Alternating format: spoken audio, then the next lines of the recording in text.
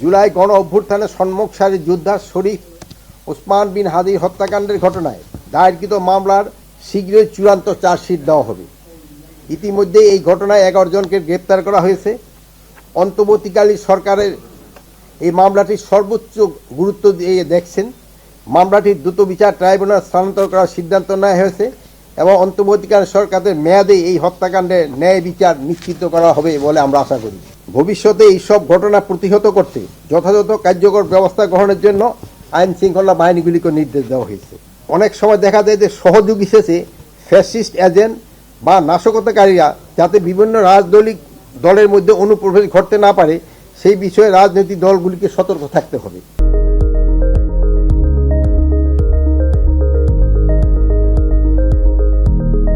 রাজনৈতিক দলগুলোর পারস্পরিক দোষারোপে নাশকতাকারীরা যাতে সুযোগ না নিতে পারে বা সেই বিষয়ে রাজনৈতিক দলগুলোকে সতর্ক থাকতে হবে এবং এই বিষয়ে আপনারাও তাদের একটু সজাগ করাবেন।